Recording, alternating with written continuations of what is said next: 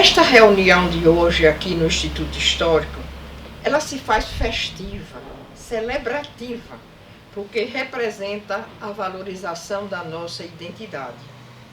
Comemoramos o Dia da Sergipanidade, o 24 de outubro, que antigamente era a data que os governadores tomavam posse e que se comemorava com música, com fogos, com a apresentação dos nossos grupos folclóricos, como os reisados, lambiçujos e caboclinhos, aqui na Praça Fausto Cardoso.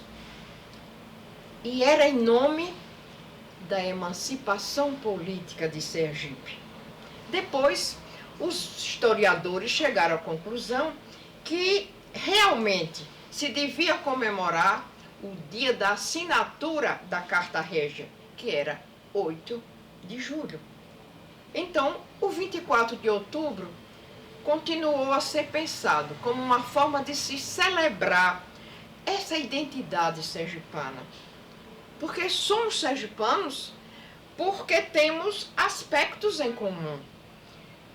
E esses aspectos formam aquilo que nós chamamos de identidade cultural. Vamos recordar um pouco. Nós temos a sonoridade da nossa fala. Nós gostamos de dizer oxente, com uma admiração das coisas. Nós nos admiramos também quando dizemos, vixe Maria, isso aconteceu. E tudo isso nos dá uma unidade de pertencer a um mesmo território. Um território que fala desse jeito. Temos outro ponto importante que são os nossos saberes e fazeres. A nossa forma, por exemplo, de fazer renda irlandesa. O fazer da renda irlandesa carrega em si uma história, uma memória que se instalou por meio das missionárias que vinham aqui ensinar as moças as suas formas de bordar. E hoje é um patrimônio. É um patrimônio que representa essa nossa identidade. Nós também temos os fatos da nossa história. A emancipação, a criação do nosso hino, a primeira comemoração dessa emancipação política. Tudo isso nos dá esse referencial da história. A história que deve ser conhecida e respeitada e comemorada em diversos momentos. A outra coisa importante que nos dá unidade de pertencimento é a nossa alimentação. As nossas comidas típicas, o nosso beiju que é de uma riqueza extraordinária, porque ele tem uma verdadeira gama de apresentações. Ele é beiju sarolho, ele é beiju molhado, ele é beiju de coco, ele é beiju seco, todos através da tapioca, que é um produto da nossa terra.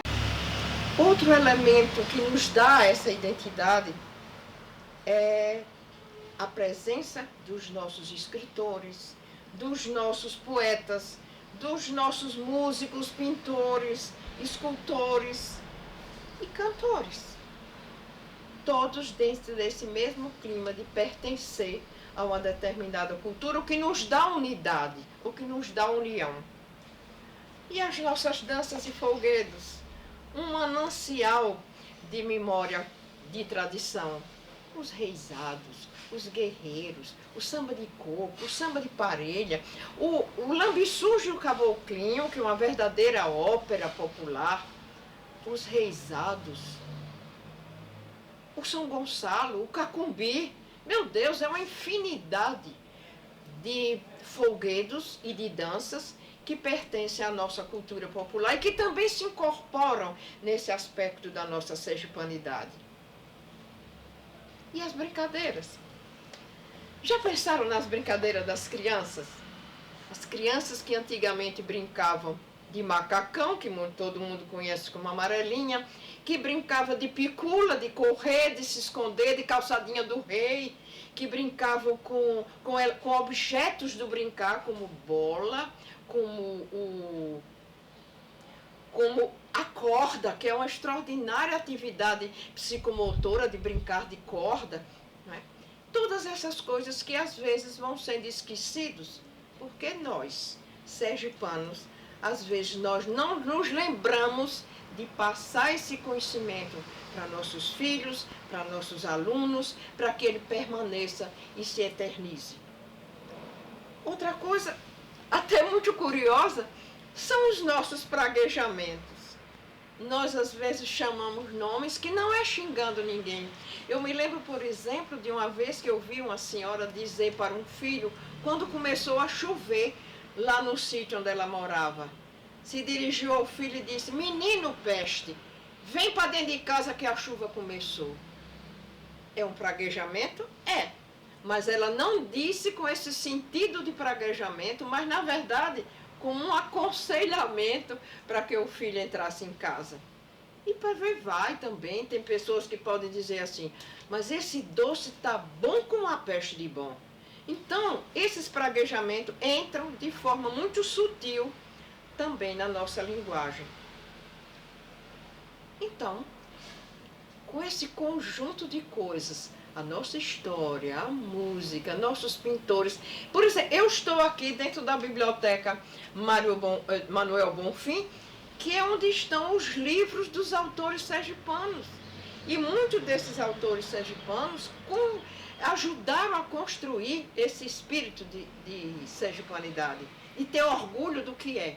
Como Silvio Romero, como João Ribeiro, como Clodomir Silva, como Mário Cabral, e também outros mais modernos, como Jacques da Silva Lima, Luiz Antônio Barreto. Então, gente, estão aí os livros para conhecerem, para se fazer conhecida a nossa história, a nossa sergipanidade, que não veio de um só, mas veio de um conjunto de elementos que nos faz ter orgulho de pertencer a esse estado e essa comunidade. Somos sergipanos. E aí, o Instituto Histórico, louvando o 24 de outubro, louva a nossa identidade cultural. E faz da palavra a força maior da nossa celebração. Porque com a palavra nós vamos relembrar fatos, nós vamos informar coisas acontecidas, nós vamos louvar também a quem ajudou a construir essa história, a história da cidade, a história do Estado, as lutas, as invasões, as resoluções políticas ou culturais, e que todos juntos ajudaram a construir a nossa sergipanidade. Quem é sergipano? Eu sou filho de Aracaju e sou sergipano. Eu sou de Aracaju e sou sergipana. Eu sou de Nossa Senhora das Dores, então, sergipana. Eu sou de Riachão do Dantas, eu sou sergipana. Eu sou filha de Lagarto, eu sou sergipana. Mas agora eu estou aqui com essa chave que é do nosso cofre e que eu estou chamando de cofre da sergipanidade. E aí nós vamos ver o que é que tem dentro dele. Já abri, vou botar a chave aqui. E aí vamos ver quem é que vai tirar alguma coisa, porque como esse cofre é da sergipanidade, então aqui dentro deve estar guardada alguma coisa importante para a gente trabalhar e para a gente conversar. Uma conversa descontraída aqui, como deve ser a conversa sobre tudo aquilo que é nosso, não? Quem é que vai ser o primeiro? Deixa eu ir logo. Você? Ô, Milena, tá lá. Então o que é que você vai tirar aí? Quem eu acho aqui.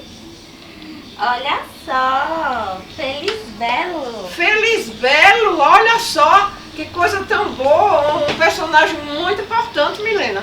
Porque ele escreveu uma coisa que até hoje está aí na mão dos historiadores, está na mão dos alunos, na mão dos universitários, como você também. Então, Feliz Belo Freire escreveu o quê? Bom, até anotei aqui algumas Você coisas. tem coisa aí? Tem algumas Ah, coisas. bom. Então agora nós vamos escutar o que é que Glauco pesquisou sobre Feliz Belo e que vai nos dizer aqui. Pois é. Como é que é? Felisbelo Firmo de Oliveira Freire, que era o nome dele, ele nasceu em Laranjeiras, em 1858. Ele foi um homem de ciência e se formou em medicina na Universidade da Bahia em 1882. Você está vendo que coisa estranha? Um historiador que na formação é médico, mas como é que foi isso? Então, lá ele teve contato com diversos mestres, né? E também, na sua época, ele teve contato com as ideias científicas da época. Ele foi muito importante em várias mudanças políticas e intelectuais. Ele era adepto do evolucionismo e foi um militante republicano também. Sim, porque aí juntou a política da época, né? Sair do Império para a República, foi uma reviravolta muito grande em todo o Estado. Sim, e o que mais? Ele escreveu o que? Você tem ideia das coisas que ele escreveu? Então, a história foi o seu grande na sua produção intelectual, né? A sua primeira publicação foi História de Sergipe, em que ele buscava justamente dar maior visibilidade para Sergipe, tanto dentro do país como fora dele também. Sim, você vê que até hoje se usa a história de Felisbelo, não é? Outros surgiram, mas o chamamento foi essa primeira escrita sobre as coisas de Sergipe. Tem mais coisa que você quer dizer? Bom, além disso, na ótica dele, ele via a história de Sergipe através da lei da evolução também, né? Ele tinha uma ideia de que assim, a sociedade era como se fosse um organismo, que ia de um ponto a outro através da evolução. Felisbelo também é bastante crítico do pensamento religioso. Agora, uma coisa interessante aí que você está falando, esse pensamento evolução, porque as correntes filosóficas que iam surgindo, o evolucionismo foi um, o darwinismo foi outra, o positivismo também foi outra. Então, você vê como ele procurou entrar também nesse viés da filosofia para orientar os trabalhos dele. Com certeza. E talvez isso explique um pouco a aversão dele à influência religiosa no processo civilizatório. Sim, porque a igreja sempre controlou, não é, o comportamento das pessoas. Ele até falava que esse pensamento era responsável por um atraso moral e mental da população. Mas é isso mesmo, e é muito interessante isso. Por quê? Porque ele estava também altamente influenciado por a visão evolucionista. E aí, como a igreja era conservadora, não é? E realmente foi quem dominou todo o período de colonização, de escolas com jesuíta, com tudo isso, aí ele tinha uma visão crítica muito profunda. Tem mais coisa que você quer dizer? Só para encerrar, segundo o professor Francisco Alves, a obra de Felisbelo, ela se situa em seu tempo, de acordo com a historiografia da segunda metade do século XIX. Isso é uma coisa muito importante, porque às vezes a pessoa lê uma história hoje e diz assim, mas isso estava errado, mas até acontece isso com o nosso hino. No nosso hino tem palavras que eram as palavras usadas na época. Sim. Então não pode nascer um hino em 1820 com a linguagem de hoje. Seria até uma incoerência e uma inverdade, não é? Então a mesma coisa, eu acho que Francisco Alves, né, que a gente também tem um nomezinho muito carinhoso com ele, que é Chico Padre, mas é um professor muito criterioso, muito importante e tem uma visão muito, muito significativa sobre a figura de Felisbelo. Quem mais? Vamos ver quem tira mais coisas? Quem é que é? Você agora? Bom, então assim vai. Vamos abrir a porta do nosso cofre. Agora que eu tiro. Olha só, professora. Quem foi esse? Ah, meu Deus, que coisa tão boa que, olha só, esse é um sergipano também muito importante. Ele está ligado muito ao Instituto Histórico, né? O que foi que aconteceu? Vamos dizer o nome dele, Florentino de Menezes. Que coisa boa. O famoso eterno secretário do Instituto. Ah, ele foi o fundador do Instituto, não é? Porque ele... tem conhecimento de como, o que é que aconteceu com ele, que ideia ele teve lá há 108 anos atrás. Olha, não é brincadeira, não? Alguém nessa época, há 108 anos atrás, tem uma ideia de reunir intelectuais, de reunir gente para pensar. Pensar um negócio perigoso, viu? Cultural, né, porque é pelo pensamento que as coisas são mudadas. Não é porque simplesmente aconteceu. O pensamento é que é responsável por as grandes transformações da humanidade. Nosso estadozinho também. Então, o Florentino, ele teve a ideia de reunir pessoas. Sabe como é que isso aconteceu, hein, Glauco? sei um pouco. Ele reuniu o intelectual. O que você não souber, a gente completa, Com tá bom? certeza. Então vamos ficar bem à vontade nessa Ele conversa. reuniu intelectuais que eram importantes na época, justamente que deu origem aqui ao Instituto Histórico e Geográfico de Sergipe, justamente para guardar a memória, a história do nosso estado, né? Que é isso muito importante. Isso, exato. É, Porque veja bem, pra criar uma identidade, né? Sim. O intuito Por dele. isso que a gente junta o nome dele à questão da sergipanidade. Ele tinha muita Porque- preocupação de criar um lugar para discutir a questão cultural de Sergipe. Os pra criar documentos, uma né? identidade. Salvar os documentos. Salvar os documentos. Criar. Quer dizer, na hora que eu quero salvar um documento, uma coisa escrita, um mapa, alguma coisa, é porque eu valorizo aquele lugar. E não quero jogar ele fora. Então, Florentino teve essa ideia. Mas teve uma coisa importante nesse. Vou botar ele aqui, tá? Vou botar ele aqui, vou botar ele também, o nosso querido Feliz Belo.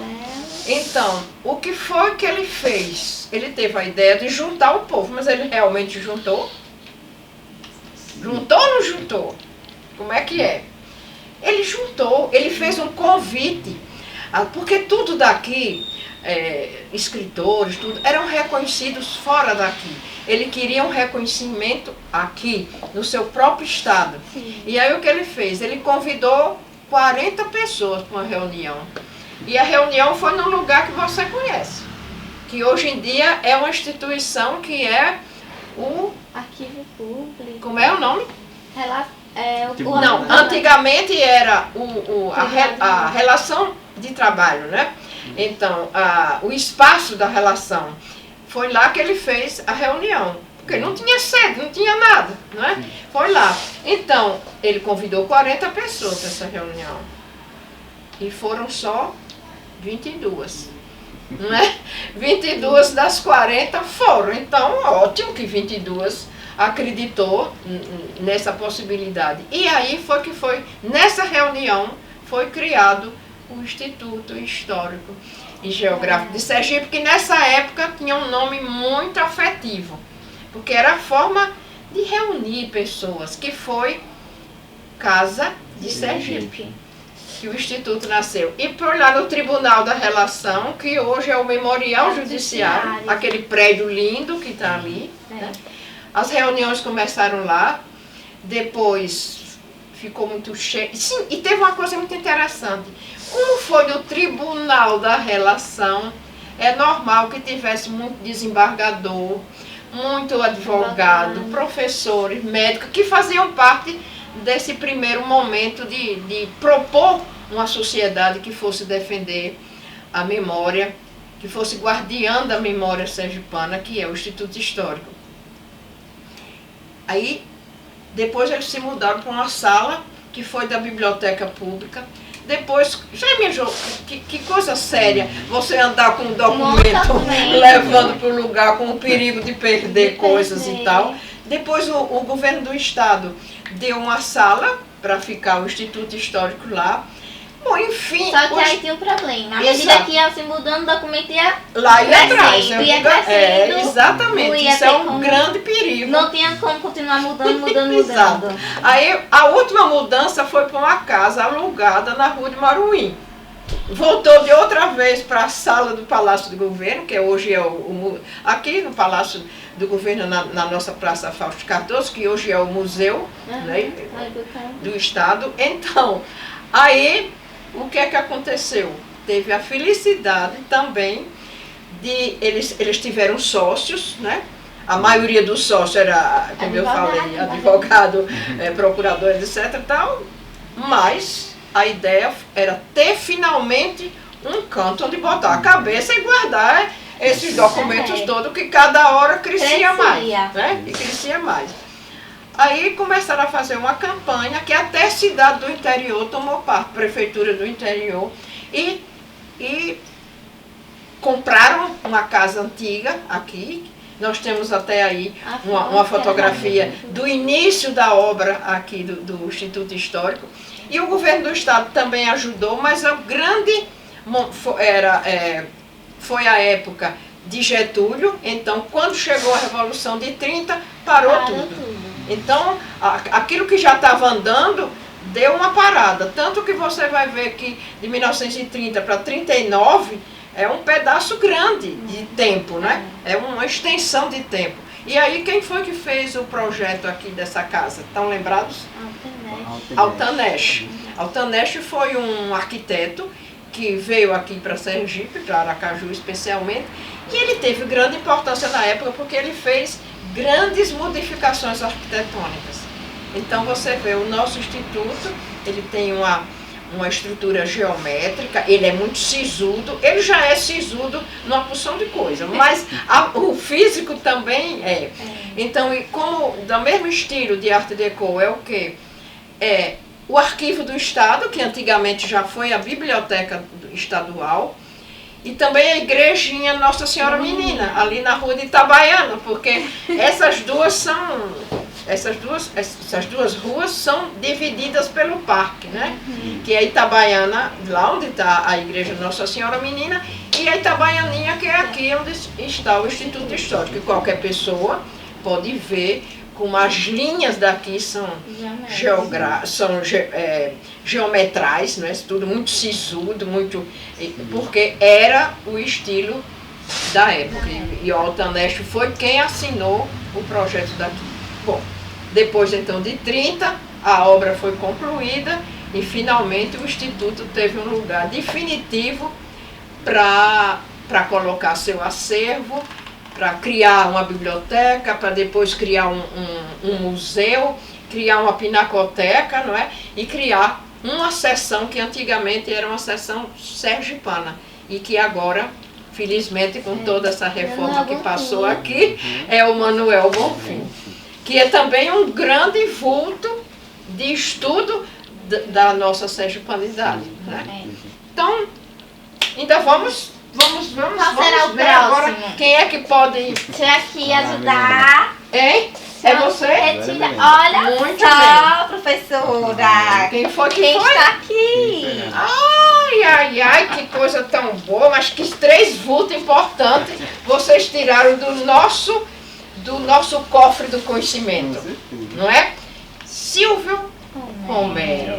Epa, que essa aí é uma coisa muito importante, porque Silvio Romero realmente foi, olha só, Silvio Romero foi muito importante por essa descoberta da gente ter orgulho das coisas que tem, né? Porque às vezes a gente só acha bom o que é do outro, né? Eu me lembro de um tempo aqui que quando se saía de Aracaju para o Rio de Janeiro, quando chegava na Bahia, você já ia começando a mudar a fala, para não parecer que era nortista, que você tinha uma fala cheia de oxente, de Virgem Maria. Opa, mas é tantas as coisas que a gente diz, então a gente tinha certa vergonha de ser pequeno, quando a gente devia ter orgulho das coisas que nós, da sergipanidade, não é isso aí? Bom, mas Milena, me diga uma coisa, como é que é mesmo ele? Silvio Romero. Olha, eu gostaria muito, fiquei muito interessada em Silvio Romero, em estudar Silvio Romero. Porque aqui também tem tem muito material de Silvio.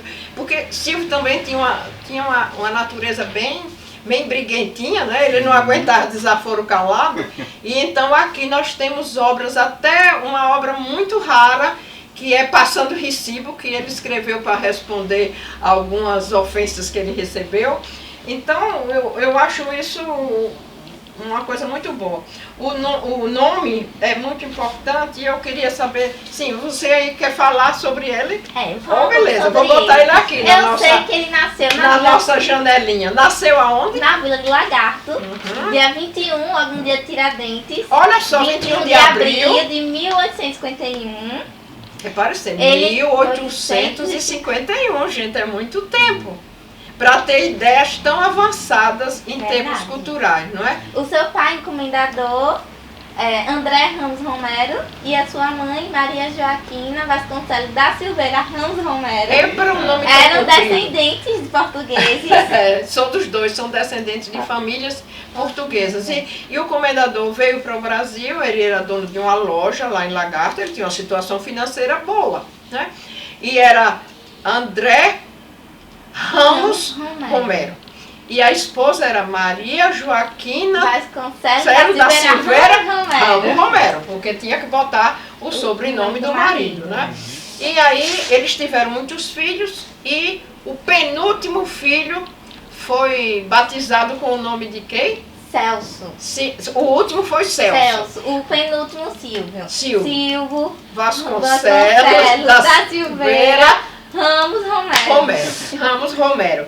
Agora, o que é... Professora, eu li que quando ele era bem pequeno, teve uma epidemia lá em Lagarto. Parecida com o que nós estamos vivendo agora, Glauco. Já pensou? Ele só tinha 6 meses quando essa epidemia chegou em Lagarto. E aí, o que é que aconteceu? A mãe tinha outros filhos. Não podia sair. Então, o pai da mãe... tinha um engenho chamado Engenho Moreira. Sim. E aí, então, a ideia foi levar o menino para o Engenho Moreira. Mas a mãe não foi. Eu lembro dessa época. Foi lá na época da escravatura. Certo. Aí o avô de Silvio comprou uma mulher escravizada, que se chamava Tontonha. Era Antônia. Foi pro engenho cuidar de Silvio. Porque a mãe tinha muitos filhos e não tinha condições de ir. Aí Silvio foi pra lá ficar com Tontonha. E ela foi uma espécie de mãe, uma mãe generosa com a infância de Silvio, porque ele ficou na fazenda, lá no engenho, até 5 anos de idade. Então, há muito tempo, repare só. Aprendeu a andar no engenho, aprendeu a falar no engenho, tudo com ela. E como ela era africana, não era a Tontonha, que era a Antônia, ela ensinou a ele tudo que ela sabia do povo dela, que eram as histórias, as superstições, as histórias e as rezas. Ela chamou a atenção dele para as histórias infantis. Eu me lembro que um dia desse eu estava lendo que ela contava a ele a história da festa no céu. Que Silvio Romero também pesquisou já adulto, né? Mas aí ele chorava que se acabava quando o jabuti caía do céu e se quebrava todo lá embaixo, né? E então a Tontonha dizia assim: não chore não, meu filho, que isso é tudo de mentira. Até hoje a gente usa essa palavra de mentira quando uma coisa não é verdadeira. Então a história... E aí consolava ele. Mas tem uma coisa que eu não sei se vocês estão lembrados. Quando foi que o pai, o comendador André... Você sabe de uma coisa, que o comendador André tinha uma voz linda e cantava no coro da igreja. Eles eram muito católicos, né?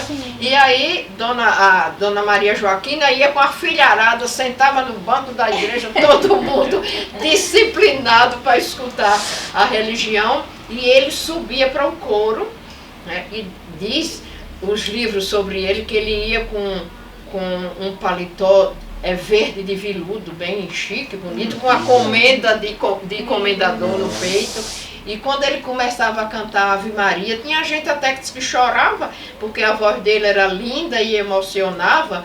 Então, são dados curiosos, não é, que servem só para ilustrar o grande escritor que a gente está falando. Porque a senhora está falando, eu já estou pensando como era.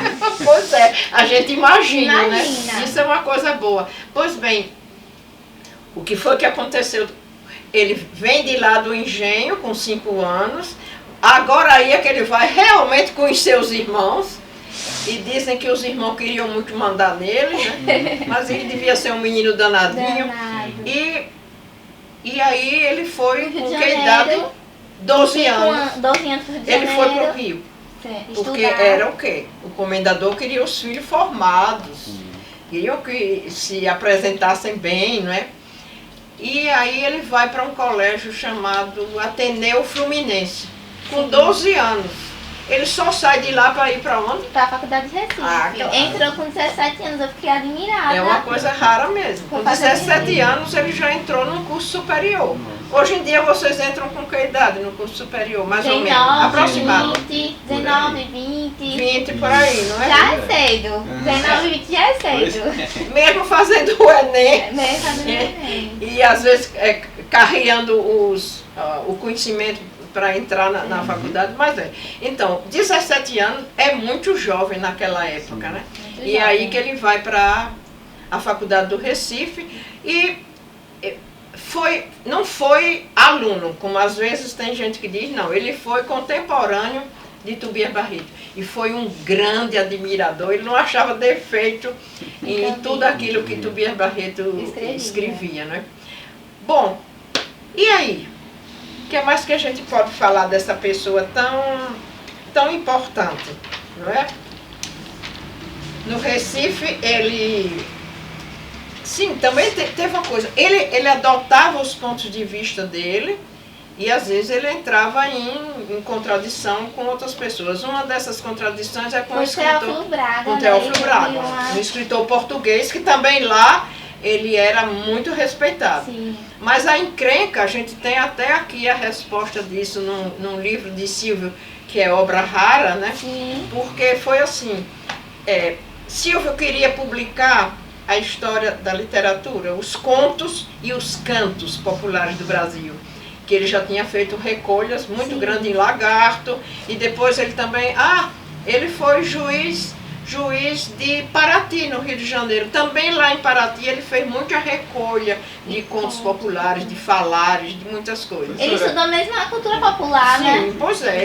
Ele é o grande ícone da cultura popular. Professora, e a Tontonha deve ter sido muito importante por isso para ele, né? Sim, mas é claro. E ele juntou, eu digo até brincando, eu escrevi um livro sobre ele para criança, que é O Menino Tangedor de Sonhos. E aí o que é que eu percebo? Que ele juntou tudo aquilo que compôs a infância dele e que depois alimentou a estética das pesquisas dele e transformou em livro. E o livro mais respeitado dele é a história da literatura brasileira, não é localizada num lugar só, não, é da brasileira. Eu até comparo o trabalho dele com o nosso sergipano chamado Jacques da Silva Lima. Eu lembro de uma vez que a senhora achou um livreto dele, muito didático, ele colocava imagens, muito interessante. Naquela época, você vê a didática que ele tinha. E onde é que ele viu muita coisa da cultura popular em Lagarto? Ele apreciava as festas de Lagarto depois que ele chegou lá com 5 anos, né?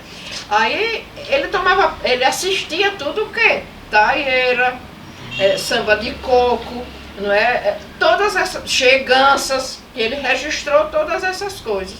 Então a gente deve muito a essas pesquisas de Silvio Romano. E os contos populares. Olha, eu acho que são mais ou menos 88 contos que ele fez a recolha aqui no nosso estado, entendeu? Tanto é que ele fez até uma divisão de contos que falam em floresta, em bichos e não sei o que lá, que ele chamou o ciclo do jabuti, até onde está a festa no céu, né?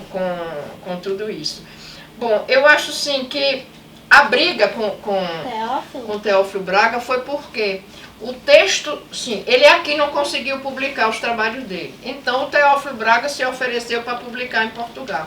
Só que ele mudou algumas coisas que Silvio tinha feito, e aí tinha paciência. O direito autoral fala mais do que tudo. Então a divergência entre dois partiu dessa publicação em Portugal de correções que o Teófilo Braga colocou por conta dele sem autorização do Silvio, que tinha um fio curto e que não ia mesmo aguentar isso aí, não é? Mas vamos continuar a nossa história, porque eu acho que ele também, um grande mérito que ele fez foi mostrar a riqueza da literatura oral. Você sabe que um tempão muito grande, Glauco, a literatura oral não era considerada como literatura não, porque estava na boca do povo. Qual era o valor que tinha? Porque depois que a imprensa entrou na vida da gente, só tinha valor aquilo que estava registrado em livro. Mas a oralidade, o povo contando uma história, contando outra e tal, mas ele valorizou isso. E quando ele publica a história da literatura brasileira, ele dá ênfase a toda essa oralidade, e com ela ele conheceu reza para tirar argueiro do olho, ele registrou reza contra a espinhela caída. Então todas essas coisas que muita gente chama de curiosa, mas é na verdade um lado da nossa história cultural.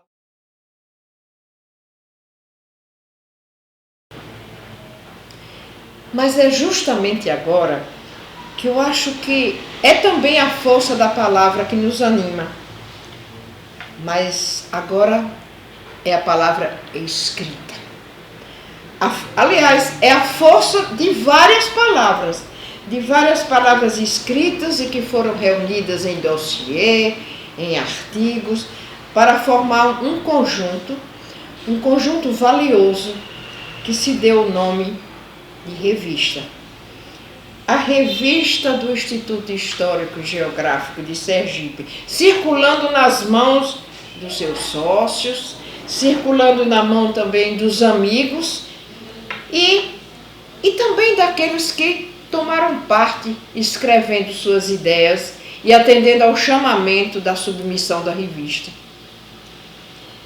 Desde 1913 que essa revista existe. O Instituto foi criado em 1912. Já em 13, a revista já existia com a força da palavra. A palavra de pesquisadores que nela colocaram suas ideias, que nela colocaram o resultado também de suas pesquisas. E, inegavelmente, uma revista de grande valor histórico e cultural. Nos últimos anos, ela vem sendo publicada com o apoio do governo do Estado, a quem nós publicamente agradecemos. Mas o melhor desse dia que é tão importante dessa nossa sergipanidade, é dar a palavra aos professores que são os editores da revista, que são o professor João Paulo e o professor Joaquim. Então vamos ouvir o professor Joaquim. Em 2020, ano de comemoração do bicentenário da independência de Sergipe, o Instituto Histórico lança o número 50 da sua revista, composto por 2 volumes. No volume 1, do número 50 da revista da Casa de Sergipe, um marco na própria história do periódico. O volume inicia-se com um texto da professora Aglaé Fontes, presidente do Instituto, com uma acurada análise do hino de Sergipe. Na sequência do volume 1, o dossiê Rememorar a Independência de Sergipe, Histórias, Processos e Experiências. Nesse dossiê, nós contamos com a participação da professora Edna Maria Matos Antônio, do Departamento de História da Universidade Federal de Sergipe, que tivemos a satisfação de contar com a sua colaboração na organização deste dossiê.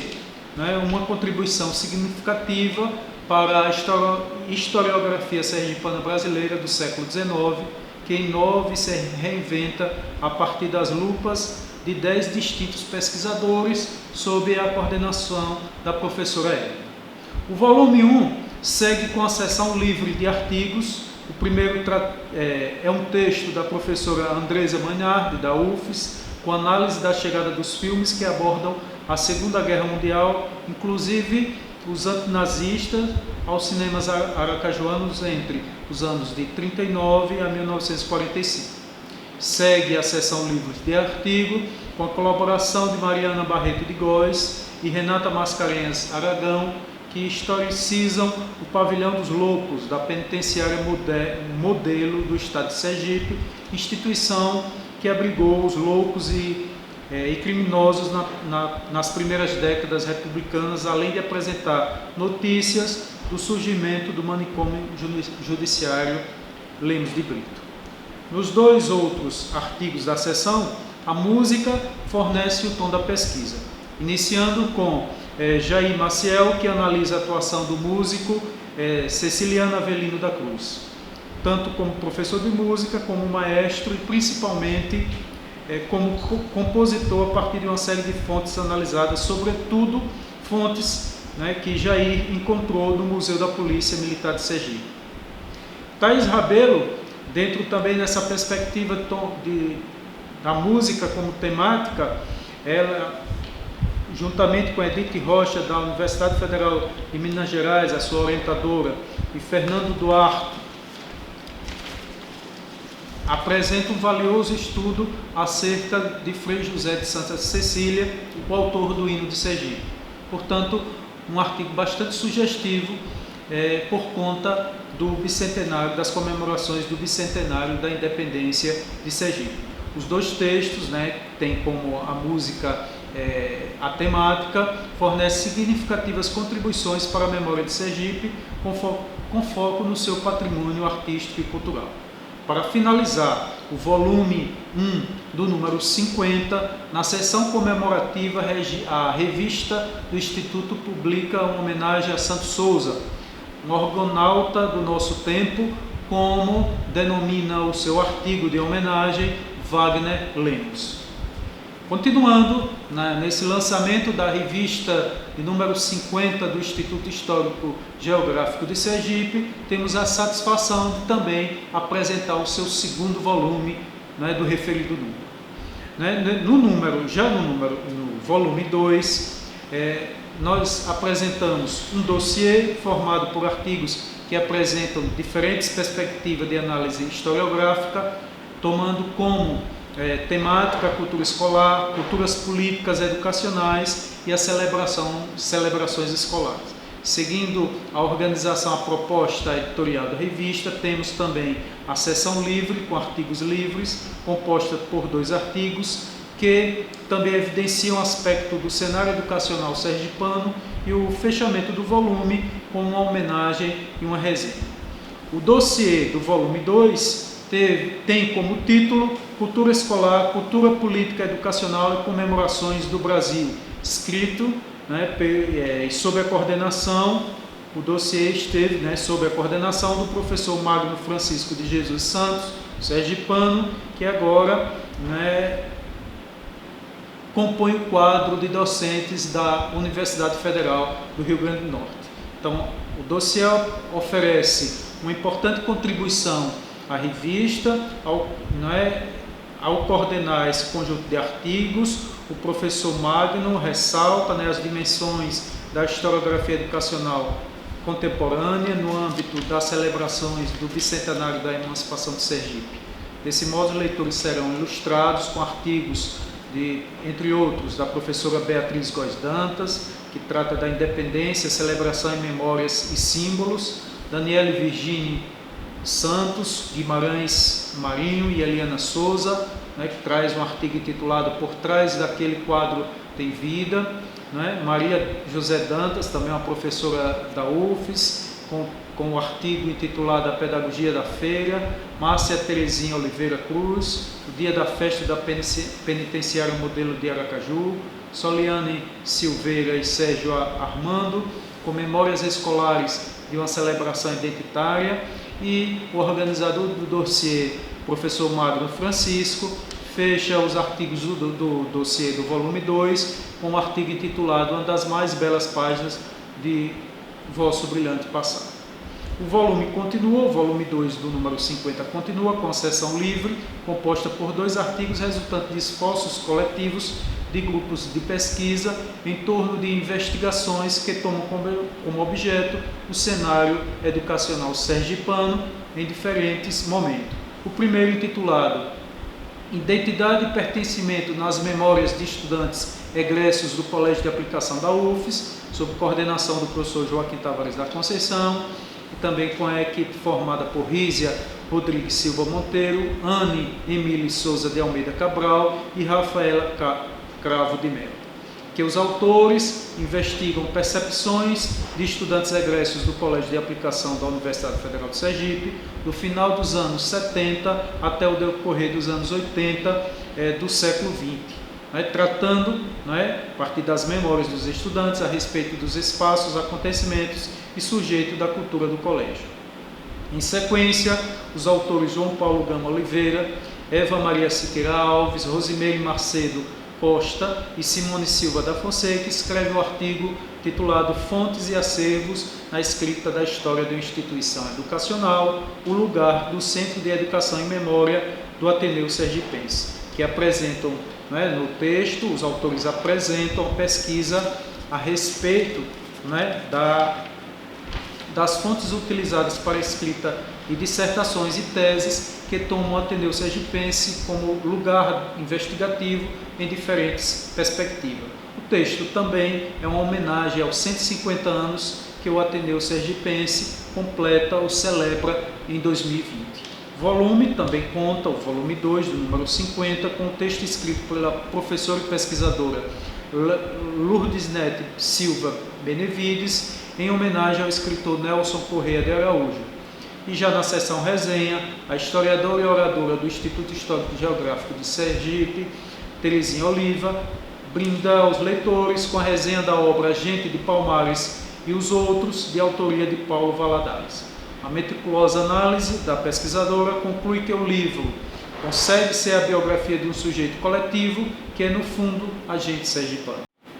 Por fim, os editores da revista do Instituto Histórico e Geográfico de Sergipe, João Paulo Gama e Joaquim Tavares, agradecem a todos os colaboradores, autores dos artigos, e ao Instituto Histórico por manter essa importante publicação, né, que é a sua revista, neste ano de 2020, completando um número importante de 50 edições, né, e através da professora Aglaé Fontes, agradecemos a todo o Instituto por manter viva essa produção importante para a cultura e história do nosso Estado. Também registramos aqui o nosso agradecimento a Jeane de Santana, da editora Códice, que tão gentilmente presenteou ao Instituto Histórico e Geográfico de Sergipe a diagramação completa dos volumes 1 e 2 do número 50. Então, desejamos a todos os leitores uma agradável e proveitosa leitura dos volumes 1 e 2 do significativo e em homenagem ao bicentenário de Sergipe, o número 50 da revista do Instituto Histórico e Geográfico de Sergipe. O Instituto Histórico e Geográfico de Sergipe tem a satisfação de anunciar que os sócios que estiverem regulares com a unidade do Instituto podem passar aqui na Secretaria do Prédio nos dias de segunda e terça, manhã e tarde, para receber o seu exemplar da revista. Essa revista também está disponível para aquelas pessoas que tiveram seus textos publicados aqui e que receberão exemplares. Mas também tenho a anunciar uma coisa: quem não for sócio e quiser adquirir a revista, pode adquirir aqui na Secretaria do Instituto nesses dias que eu falei, segunda ou terça, durante todo o dia. Com este lançamento da revista, que valoriza a palavra, que valoriza o pensamento, nós estamos a encerrar a nossa celebração do Dia da Sergipanidade, ficando para todos uma afirmativa: sergipano, eu sou.